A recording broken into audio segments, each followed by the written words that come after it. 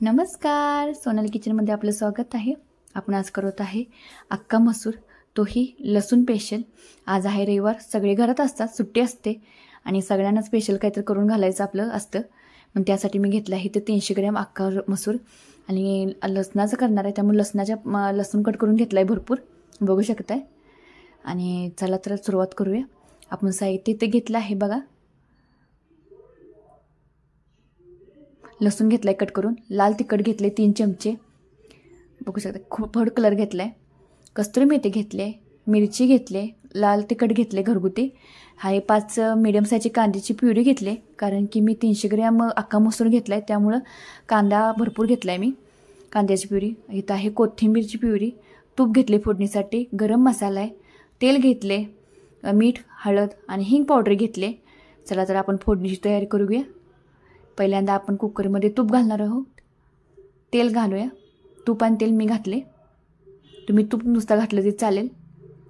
हे मी रात्री भिजत घातले अक्का मसूर, 6 ते 7 तासात हा अक्का मसूर चांगला फुगला आहे बघा। तो 3 तासात सुद्धा अक्का मसूर चांगला भिजला जातो। आपण स्पेशल अक्का मसूर लसणाचं करणार आहे, त्यामुळे लसणाचा भरपूर वापर केला आहे मी इथं, बघा तर। आणि आता घालूया कांदा मी 5 घेतलेत, 5 कांदे कट करून मी त्याची प्युरी करून घेतली आणि लसणाचा पण वापर मी भरपूर केला आहे। आता हिंग पावडर घातले, हे सर्व भाजून घेऊया। कांदा चांगला भाजला गेला पाहिजे। आता कांदा चांगला भाजून घेऊया आणि यामध्ये आता घालायचं आहे आपण मिरच्या, हिरवी मिरची घालायची आपण,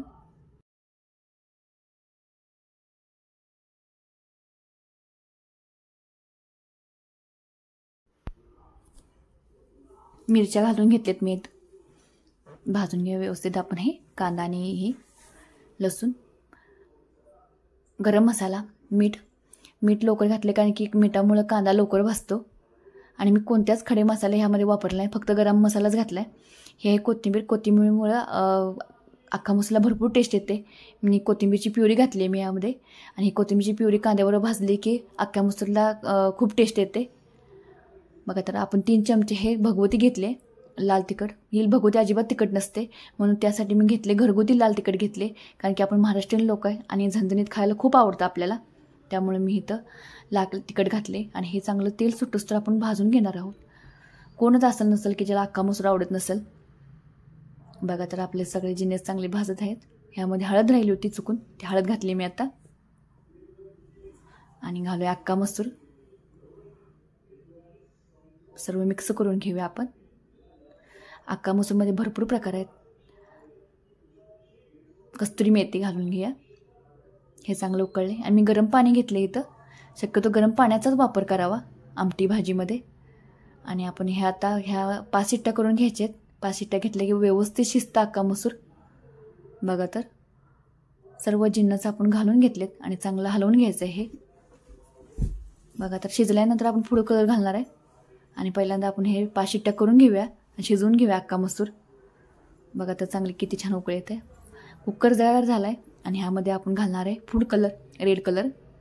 अगोदर घातला की त्याला कलर येत नाही, त्यामुळे मी नंतर घालणार आहे। आणि आपण स्पेशल लसूण अक्का मसूर करणार आहे, त्यामुळे आपण लसणाचा तडका देणार आहे, बघा तर। आपण गॅस चालू केला आहे आणि आता तडका देणार आहे आपण अक्का मसूरला। ह्यामुळं लसणामुळं आपल्याला अक्का मसूर खूप टेस्टी लागतो। कुकर गॅस झाला, आपण झाकण उघडून घेऊया, बघा तर कसला दिसायला आहे आपला अक्का मसूर, भन्नाटच बघा। आणि त्या 5 शिट्ट्यामध्ये व्यवस्थित शिजलाय। लसणाच्या हे पण दिसायला आहेत आपल्याला, कट केला आहे आपण लसूण छान।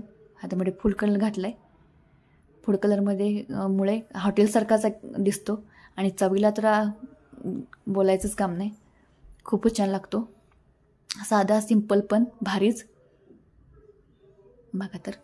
हे आपली फोडणी पण तयार झाले, गॅस बंद करून आपण ही फोडणी आता ह्या अक्का मसूरमध्ये घालून घेणार आहे। फोडणीमुळं अक्का मसूर खूप छान लागतो, नक्की हे स्किप करू नका। चला तर मग बघा, आपला अक्का मसूर तयार झाला आहे, खूपच छान। अशा पद्धतीने माझ्या पद्धतीने करून बघा, तुम्हाला खरंच आवडेल।